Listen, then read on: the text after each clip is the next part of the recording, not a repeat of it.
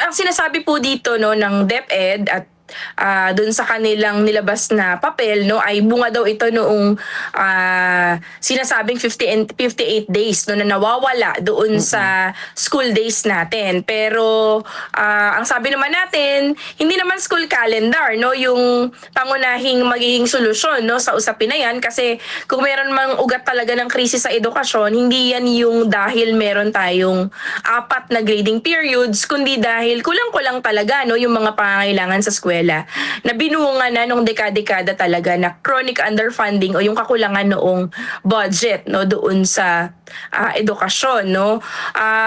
Kung meron mang sapat na batayan yung ganitong malaking pagbabago, dapat malinaw na ilatag yan at siyang kasama sa nagsusuri yung mga guro at yung mga stakeholders, yung mga magulang nga po no. Hindi pwedeng ipasa sa ibaba no yung responsibilidad, kasi katulad yan ng K-12 at ilan pang mga policies na yung pinakapangunahing apektado at magi-implement nito, yung siyang nagdadala nito sa mga implementations. Kaya kung sa amin, kahit anong school calendar pa yan, kung wala naman talaga doon sa mga partikular no, na kulang natin, mga fundamentals no, na mga kailangan sa eskwela, ay hindi magiging epektibo yung solusyon na ito. No? Kung sa amin pa, sa panahon ng krisis, alam naman natin, nagtataas ang presyo ng langis kasunod ng mga bilihin.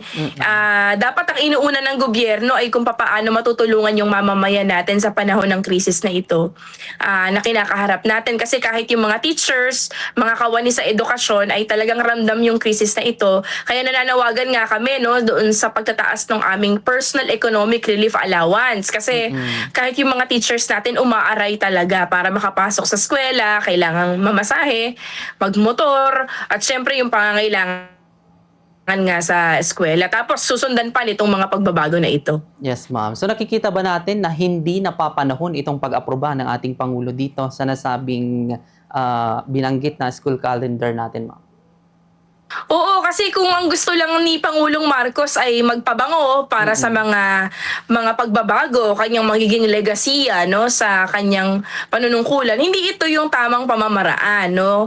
Ayaw naming magamit din no yung aming sektor para doon sa kanyang pagpapabango no. Sa halip, ang kailangan ngayon ng mamamayan ay yung tulong no, pagtataas ng aming sahod at syempre yung pagtatanggal no nung VAT at excise tax doon sa mga produktong langis, at ganun din yung pagkontrol doon sa presyo. Kaya sabi namin, hindi, kung sa problem solving, hindi ito yung tamang solusyon no, doon sa kasalukuyang kinakaharap natin. Baka dumagdag pa ito doon sa patong-patong na krisis na kinakaharap natin sa edukasyon. Pero ma'am, dito kapag talagang i-implementa na ito this 2026-2027, magkakaroon talaga din ito ng training. Nakikita ba natin na may mga ganong circumstances na mangyayari? Lalo't mga pondo pa rin, madadagdagan siguro yung pondo na ilalaan sa mga training sa ating mga teachers. Oo, kasi anumang pagbabago, kailangan talaga yan no, ng orientation, training sa mga teachers. Siyempre yung learning materials, nakakalungkot nga, Bombo Oliver, kasi ngayon pa lang dumarating yung mga learning materials not supposed to be nung simula ng klase no, na natatanggap ng mga guro, module, no? Pero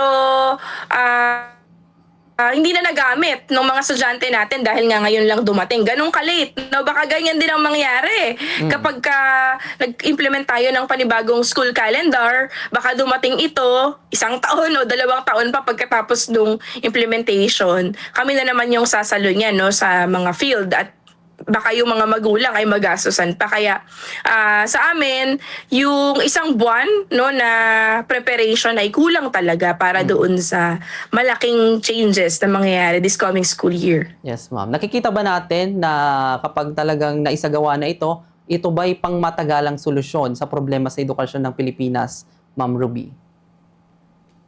Siyempre hindi po talaga, no? Kasi kung pangmatagalan talaga, napakalala ng problema natin sa classroom. 165,000 yung kulang natin na classroom. At ang binabanggit pa ng EDCOM 2, doon sa 165,000, yung 51,000 doon ay hindi na magagamit sa mga susunod pang taon dahil it's either dilapidated, needs rehabilitations, dahil nga apektado ng mga nakaraang mga calamities, no? Kaya napakalala nun. Gearing towards 250,000 yung kulang natin sa classroom. Kung pangmatagalan, dapat unahin yung mga yan. That's fundamentals at basic na needs natin sa education system. Na para sa amin, mukhang hindi yata talaga grounded, no, yung mga policies na ito. Nagmumula na naman tayo dun sa mga top-down reforms na hindi kasama yung mga stakeholders at mga pangunahing apektado nito, no. Baka dumagdag pa ito doon sa krisis natin sa edukasyon. Ang importante ngayon, Bombo Oliver, ay matuto sana yung mga estudyante nating magsulat, magbasa, makaunawa, no.